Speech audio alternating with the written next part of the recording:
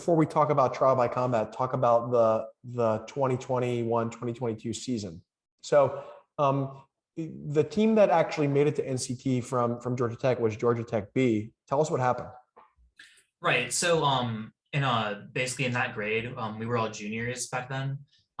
We were, like half the program was juniors. So A team was almost all juniors and B was almost all juniors with a couple of sophomores. And so the stacking was pretty unique, different from anything we'd seen in the past Georgia Tech. And so we had two very competitive teams. And I think that at Orcs, really what determined who moved on and who didn't was just strength of schedule and a lot of other factors that just, come into play in a mock trial tournament. I feel like both teams were really strong. It just came down to like who they went against, judging and all of that. But yeah. So I would imagine that in lots of programs, it's a controversial topic to talk about sort of when a B team or a non-A team gets a bid to NCT or to Orcs, what the team is going to look like that's advancing. Was there any discussion about the A team taking the bid or being a mix of A and B? What was that discussion like? We knew that A wasn't going to take the bid outright because actually the last time Tech went to NCT, the same thing happened. In 2019, the B team got a bid and A team didn't. And back then, they sent everyone from B that wanted to go, plus some additions from A. So that's basically what happened this time, except everyone from B wanted to go this time. So we took on one more member from A and then sent off to Lancaster. Why did you guys take one member from A? We figured that, with a program where not a single one of us had any NCT experience in the last couple of years, we needed to send as many people as possible, and that as many people as possible deserves to go. Who was the person from A that you guys took? It was Isabel Stafford. She was the defense closer on A. You were obviously very deserving to be a trial by combat. You were an All-American at NCT. You'd won many awards prior to NCT.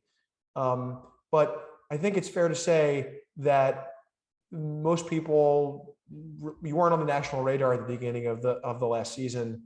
And if people were guessing the 16 people to go to trial by combat back last August, I don't think that people would have necessarily considered you because they wouldn't have known who you were at that time. They obviously do now. Definitely, yeah.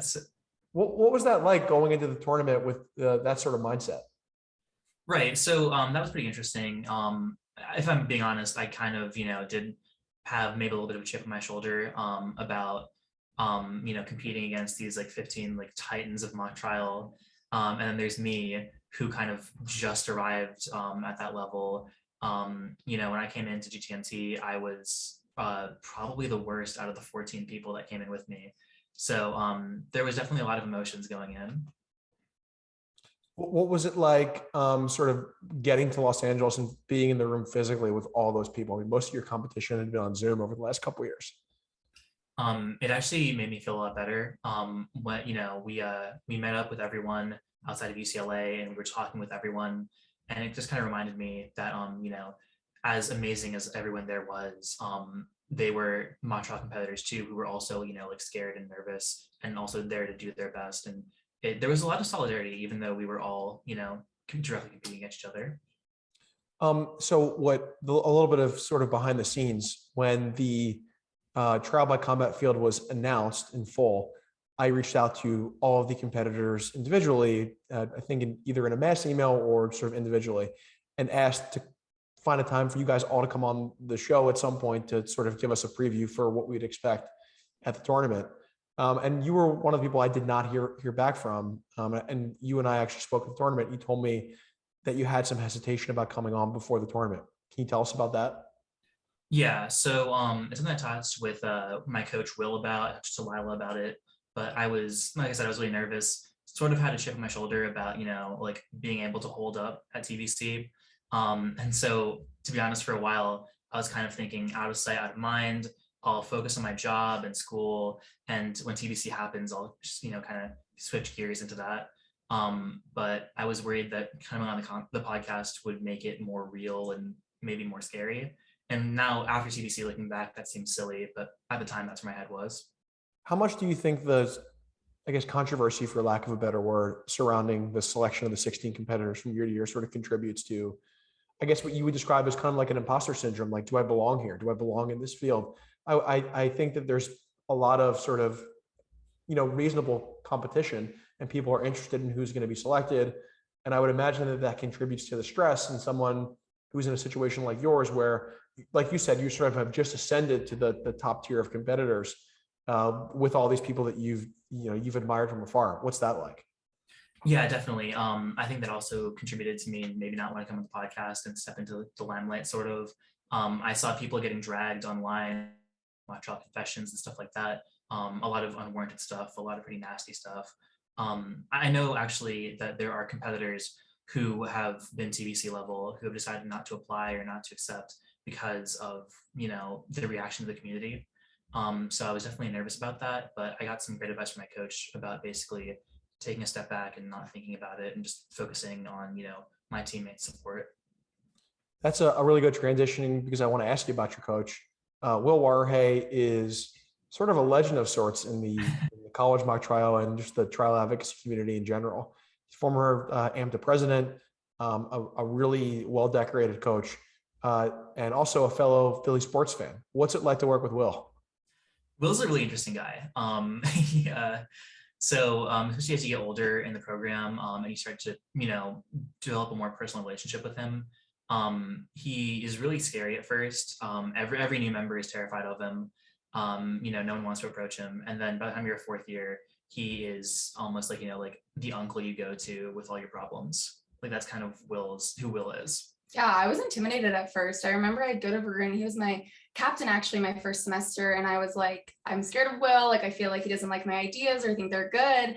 But really, he's just pushing me in the right direction and has helped me grow so much like over my first year. So he's awesome. But Will's the type of guy who, like when new members like Lyla will think, Will doesn't like me. And then that same day, Will will be ranting to the older members about how much he loves the new members and how amazing they are.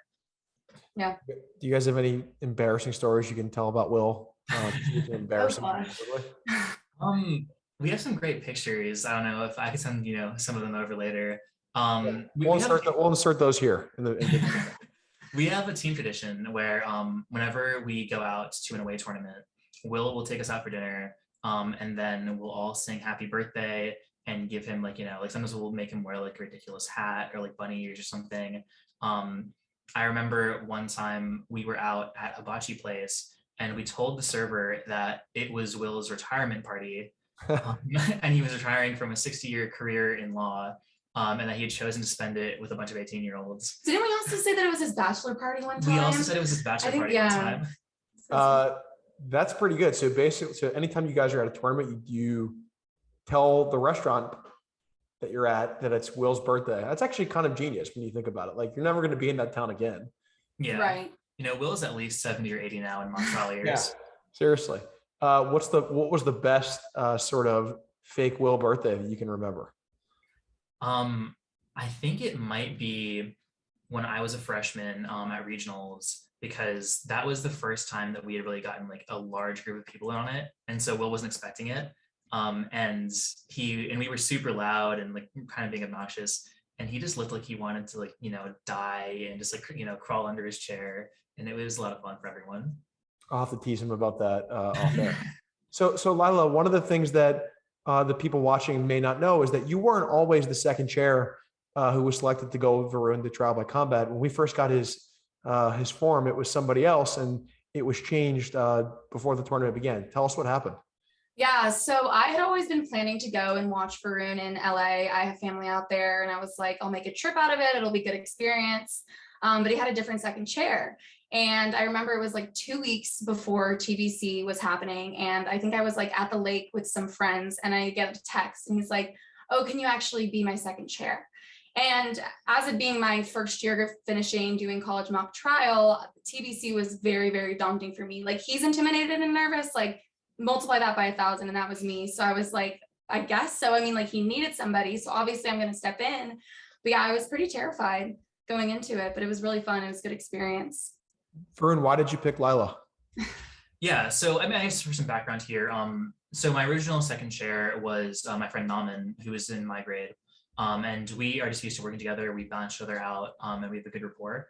But then when Naman backed out, Lyla was my second choice because, so like she said earlier, I was her captain in the fall. We have a mentor-mentee program at GT, and so she was my mentee.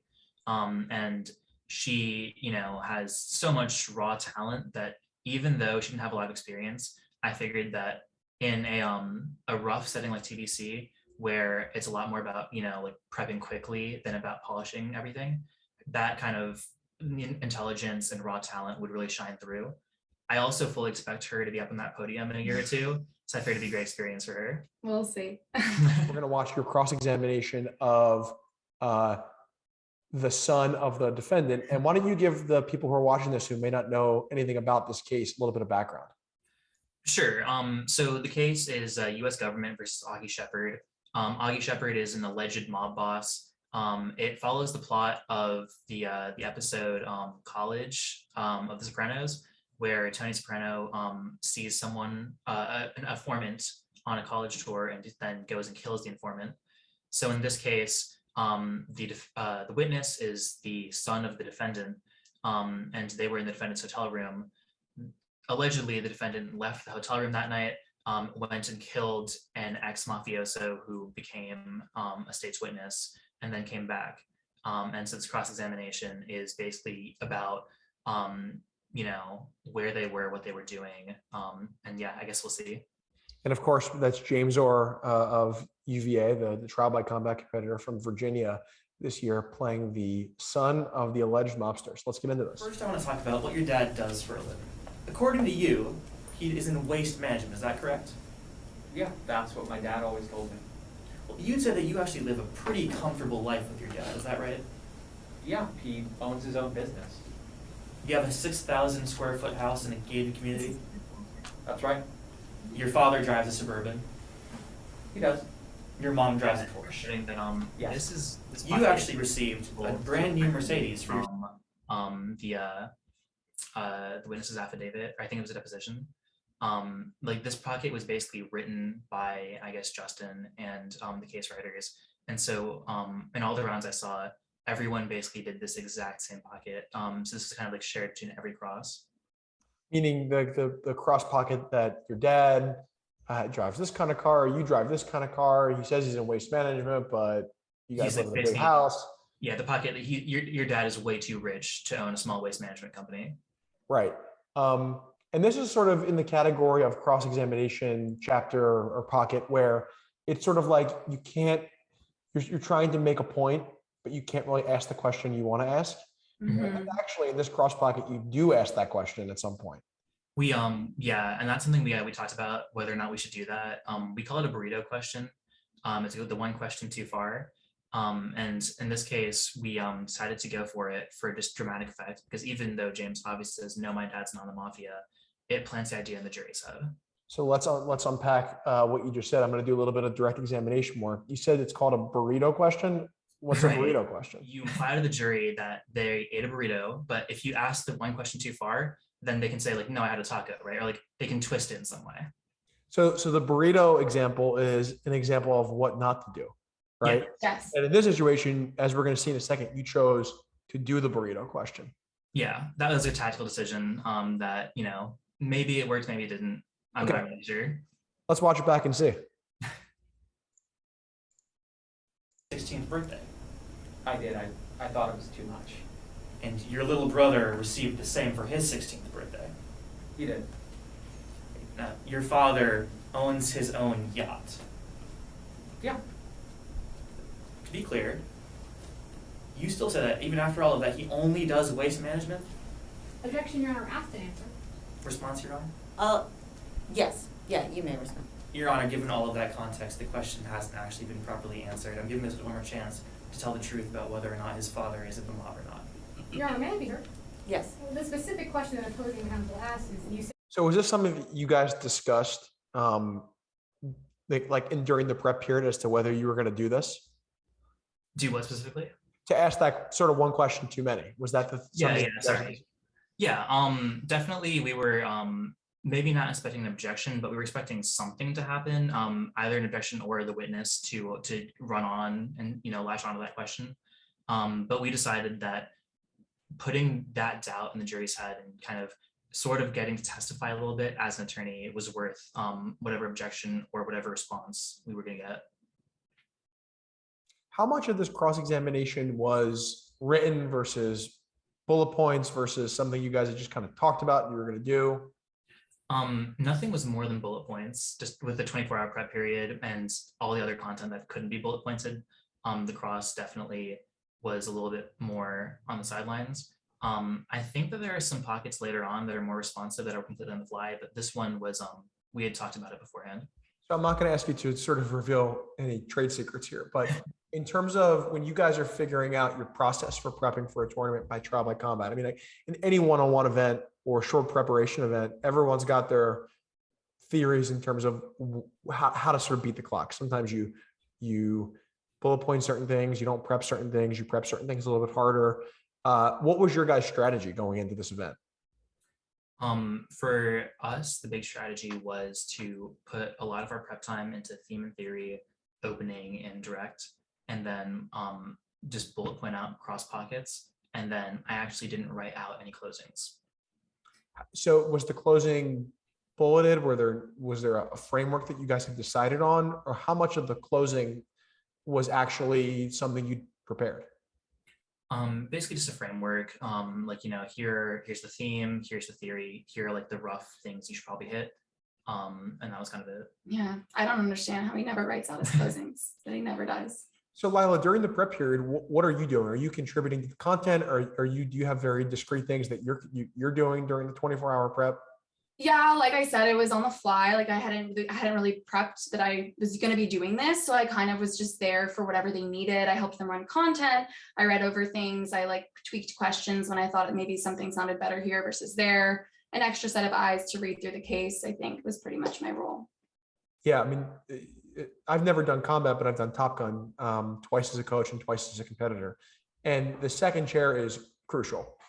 I mean, just a total unsung hero, but necessary in that 24-hour prep period. And like, it really is difficult to do without a second chair, and people have done it at this event in particular, but the second chair is really the unsung hero of this process. I really couldn't imagine getting through without Lila's help.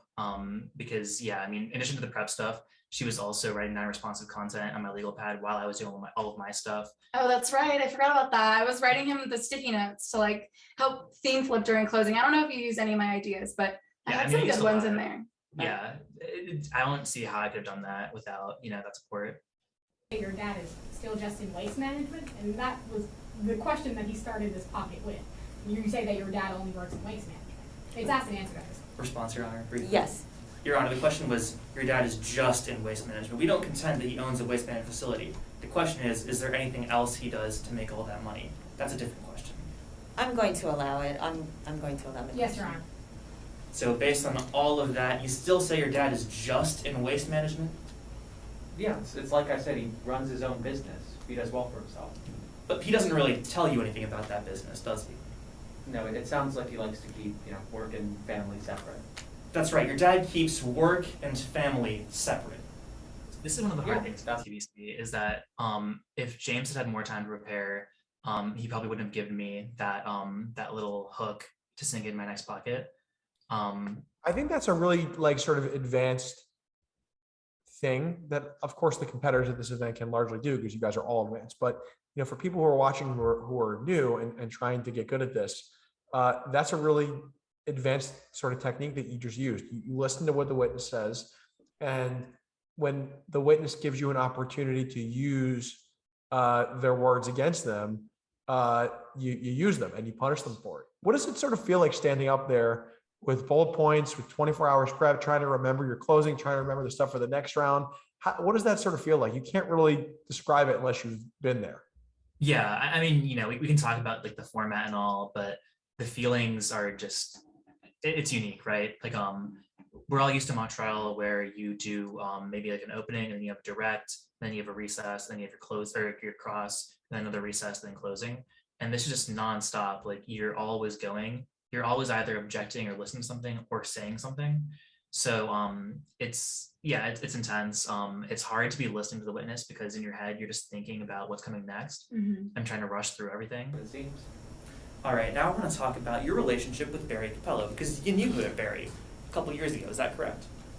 Yeah, that's right. He was a good family friend. Barry Capello worked with your dad? Yeah. Your dad was actually pretty close with Barry Capello. Yeah, it seemed like they were really good friends. You called Barry Uncle Barry. Yeah, he'd come over a lot. That's right, he was over at every holiday. Yeah, But that all ended in 2018. that's right. That's when the trial happened. That's right. Barry Capello testified against your dad. Objection, Your Honor, to lack of foundation. May I be heard? You may be heard. We haven't heard any foundation on the record at this point to substantiate how this witness would know exactly when this trial happened and exactly what kind of exchanges happened during it. Until that foundation has been laid, I believe that question should be certified in the record. Response, Your Honor? Yes. This witness actually just said in the previous answer, yes, that was when the trial started. It's clear he has personal knowledge of that trial. Your Honor, may I be heard? Yes. While this witness testified that he has personal knowledge that a trial was happening in 2018, to ask about specific contents about what happened in that trial, we have to hear foundation for how he would know exactly what happened. Your Honor, may I clarify? Yes, but you know what, I am gonna make a suggestion. It probably will not hurt your case at all to get a little more foundation.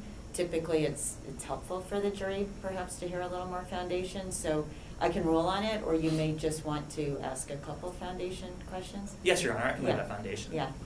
Right now. So was that a question that was sort of, that was the way you thought it was going to come out, or did in the short prep, did you make a mistake in terms of your phrasing there and you were just trying to play it off like that's what you meant? Well, what happened there? It wasn't something we had prepped as much. And like I said, the process was really just bullet points. So every time we practiced it, it was different. I probably should have laid more foundation there. And something Will and I talked about is that there's kind of a big difference between East Coast styles and West Coast styles. And I feel like in the East Coast style of mock trial, there are a lot fewer lack of foundation objections. And normally you can get away with laying a lot less foundation as long as both parties kind of know that that foundation exists. So I wasn't really expecting to have to lay all of the basic foundation. Yeah, it's sort of one of those things where some scoring judges may say, yeah, you've got to lay foundation for things. You can't just ask questions without foundation. Some judges may think sort of what that judge was alluding to there, which is what difference does it make? If the information is coming in, the information is coming in. So what are we doing? And maybe it's a geographical thing. I think it's more just like a lawyer to lawyer thing. But I thought the objection was technically correct. And I thought you responded really well to it. So we'll see how you sort of recovered here after that ruling from the judge, or I guess pseudo ruling. She didn't actually rule. You're aware that there was a trial of your cousin in 2018. Yeah, that's when Enrico was going on trial. In that trial, Barry Capello was a witness. That's what my dad told me. Your dad told you about the testimony that Barry Capello gave. Yeah, he mentioned. So I think James sort of bailed you out there. Did you notice what happened?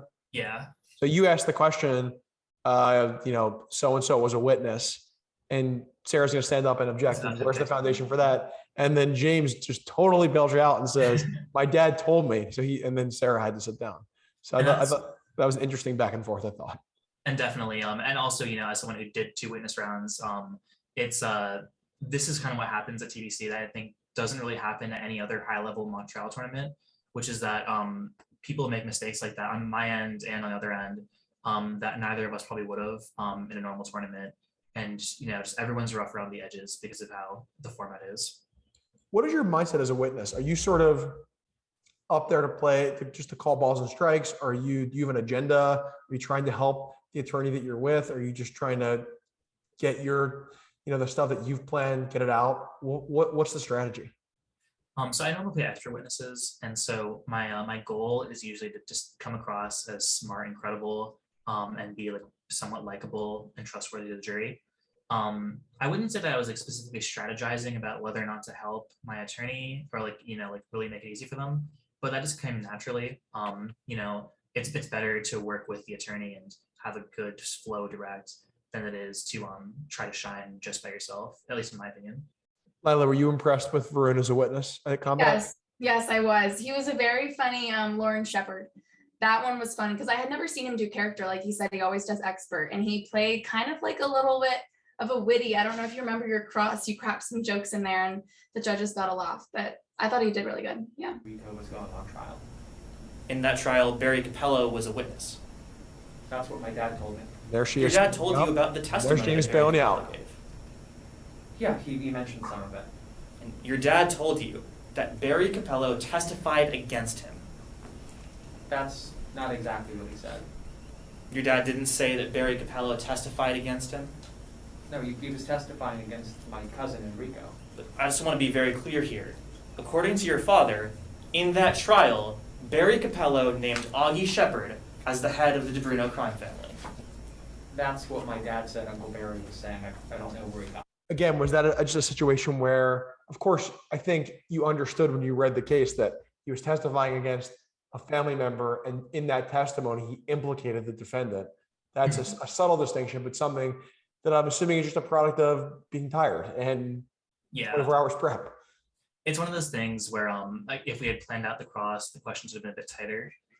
When you just have bullet points of like the information that you want to get out, the questions end up being a lot looser. That's right. So in his testimony, Uncle Barry testified against your father. No, he was testifying against Enrico. He mentioned my dad, I That is think. where I probably should have just let it go. I don't think he was and testifying against personal my answer. father. Say that again. This is where I probably should have just let that go. You can kind of see I slipped there, and I should have just let that question sit and moved on. But yeah, you know. Let's these are watch it back. questions. Barry was saying, I don't know where he got that from. That's right. So in his testimony, Uncle Barry testified against your father. No, he was testifying against Enrico. He mentioned my dad, I think, but I don't think he was testifying against my father. Right. But to be clear, in that testimony, Uncle Barry implicated your father as the leader of the DeBruno crime family. Yeah, that's what my dad told me. Now, after that testimony, your dad actually called your Uncle Barry a rat. Yeah, that's what my dad said. Your dad said that Uncle Barry is dead to our family. That's what he said. Now, Mr. Shepard, you're aware that Uncle Barry is actually dead now, right? Yeah, I understand that's kind of why we're all here. All right, now I want to talk about where you were on June 25th. Okay. You remember getting dinner or lunch at a restaurant called Pomodoro? Yeah, it was Italian food. And you mentioned on direct that right after you walked to get some ice cream after. Yeah, right down the street. Now, your dad was with you the whole time? He was. And you left that restaurant at 12:47 p.m. Is that correct? Yeah, that sounds right. You got to the ice cream shop at around 12:52 p.m.? Yeah, it couldn't have been more than a couple minutes away, so I think, yeah, that makes sense. So in the couple of minutes between 12:47 and 12:52, you were walking between those two restaurants. Yeah. Now, you've been shown a map of what's between those two restaurants. Yeah, that's one of the things that the marshal showed me. And you're aware that you and your father passed an agency called Klein Travel on the way between those two restaurants. Yeah, it was that travel agency I mentioned. So just to be clear, you and your father passed Klein Travel between 12:47 p.m. and 12:52 p.m. on June 25th. I'm definitely noticing Yeah. now that Right, I now, was later that day, you were at the clear as a huge crutch phrase. Say that again. I'm noticing now that I used just to be clear as a huge crutch phase when I hadn't figured out what question was next. I would just say that and then figure out the question while I was saying it. Yeah, it's like one of those things that, like, whenever I hear it, one of my students say it, it's always an automatic comment. Like, I don't like just to be clear, and I think it sounds like you don't either. Drexel was at an event. Drexel Law was at an event this past weekend, hosted by Berkeley Law, called Flash Trials, and basically the concept is that you get a case, you and a partner get a case, and you get 60 minutes to prep with a coach, and then you try the case an hour later. And they're short cases, but they're not that short. They're like 20 to 30 pages. So it's really difficult. And I think I heard more, just to be clear, watching the rounds this past weekend than I've ever heard at a mock trial tournament. And it's because you're exactly right. Like, no one knows what the next thing that's going to come out of their mouth is. Yeah. And so I think you see it a lot at combat, and it's good to be cognizant of that. UCLA guest house. Yeah, that was the hotel we were staying at. And before dinner, you stayed there for about 3 hours. Is that correct? I think it would have been somewhere in the range of like 5 and 8. That's right. You stayed there from 5 p.m. to 8 p.m. Yeah, that sounds right. And you were on your computer with your headphones on. Yes. And you would say that your father was on the phone the whole time. Yeah, that's what it looked like. He had his phone with him. Right, he was making a phone call the whole time. That's what it seemed like to me. I just want to be clear here for the members of the jury. You'd agree that 3 hours is a lot longer than 4 minutes. Yeah. But you're still saying that your father was on the phone the whole time, from 5 p.m. to 8 p.m. So explain for people who don't know the case that well, what the 3 hours is a lot longer than 4 minutes thing is about. This one, wasn't it that there was like a receipt of a call that lasted for 4 minutes to like a harmless call to his wife or something? But he's implying that he was talking to somebody else for 3 hours, which is not the same as 4 minutes. And I could have sworn that I read that at some point, but yeah, it might have just not been this. That's right. So basically, there was phone records that indicated that the defendant was only on the phone for a couple of minutes that day, and it was with his wife. Right. But this witness testifies that his dad was on the phone for hours, Mhm. which suggests he was using a burner phone or some other way to communicate that wouldn't have been captured by the phone records. And so lots of people, including you guys, made the point that something was going on there. And he did not want to be, whatever he was doing, he didn't want to be using his normal cell phone. Mhm. So something shady was happening. So actually, I think if I remember correctly now, I think what might have happened is that we were planning on having Lyla read out that onto the record. And then Sarah actually, I think, entered it on her cross of my witness, which happened before this. And so it was already, it had already been heard by the jury. You remember being investigated by a U.S. Marshal, correct? Investigated? You were interviewed by a U.S. Marshal. Yeah, that Marshall talked to me. The Marshal asked you about where you were on June 25th? He did. And at first, you told the Marshal that you were in your hotel room all night long. That's right. That wasn't the truth. That's right. You lied directly to that U.S. Marshal. I did. I wasn't supposed to be at that party. I know it was wrong, but that's what happened. It wasn't until after the Marshal confronted you with your phone records that you mentioned that you actually left the hotel at 11. I think this part of the trial, and people can watch the entire trial on our channel if you want to see what came before this and then after this.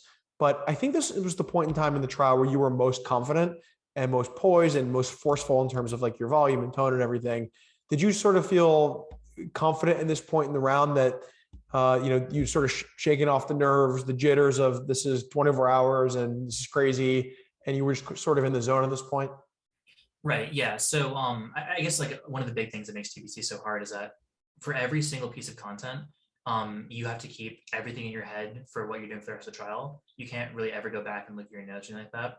So this is my last cross pocket, and then after this, all I had left was a closing, which I hadn't written anyways. There's nothing to keep memorized.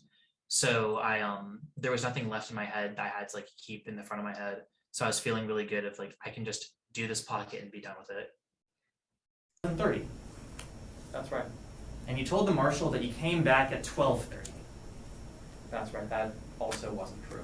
That's right. You lied to the Marshal again. I was frankly embarrassed that I was out that late. It was a long night. So it wasn't until the Marshal confronted you with your Uber records that you finally changed your story and said you came back at 3 a.m. That's right. So I want to be clear here. You were not with your father from 11:30 p.m. to 3 a.m. on the night of June 25th. I wasn't. And when first asked about that, you lied about that fact to a U.S. Marshal. That's right. Like I said. Thank you. Your Honor, we have no further questions for this witness. Okay. That was a great ending. Yeah. James gave you a nice clean yes, basically. Mhm. And you got to sit down on a really high note. So, I mean, I just think this was really great. I mean, the entire round was really good. And someone who started off on Georgia Tech B and went to NCT and won an All-American, and then into a round that ended up being a split decision with Sara Campbell, who's an incredible competitor, who was in a final round the year before, and is just excellent. To have a go toe-to-toe with her and have a split decision in a big combat round, I mean, that is just an incredible feat. And what a really cool ending to a crazy season for you. Did you like sort of take a second to think about how crazy this was at any point between now and the tournament and sort of when we're recording this now a few months later? Definitely a lot, especially after time is over. But I think the first moment where that really hit me was actually about 30 minutes after this, when we were done with closing arguments, and Lyla, Will, and I walked out of the room, and it kind of just hit me like, I just did a round of TBC, and I actually kind of felt good about it, and that like was like, you know, just like such like a weird feeling. I had like a whole new respect for him because this competition is crazy and I didn't even know what to expect. And after watching that, I was like, wow, that was so fast. That was insane. I could never do that. I could never understand how somebody could do that. And so I was so impressed. So what's next for you two this season? Well, the season just started. It's off to a really great start. All of our new members that came in are phenomenal. I was lucky enough to play a role in tryouts this year because I'm the vice president of the program this year, which has been super exciting. But yeah, we're doing something new this fall where we have all split stack teams. So we don't have an A team this fall like we do sometimes. So, but I think it's going to work out really good. I think we're going to get to see who really are the strongest competitors going into the competition season this spring. And I'm really excited for that. And for me personally, I'm actually not competing anymore.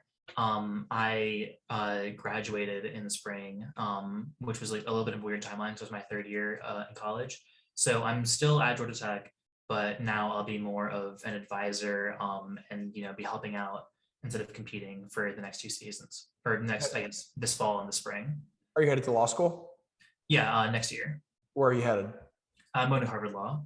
Nice. So you're going to join the ranks of AMTA competitors who are all at Harvard and will continue to probably be at Harvard. So it sounds like you're going to continue to keep that pipeline going, which is unfortunate for people like me who are at other law schools trying to win these things. Are you going to compete in law school? Please say no. I feel like I have to, right?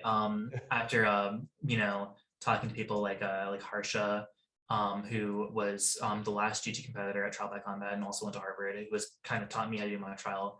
You know, I can't give it the chance to be on a team with people like that. So, you know, I'm definitely looking forward to doing mock trial in moot court.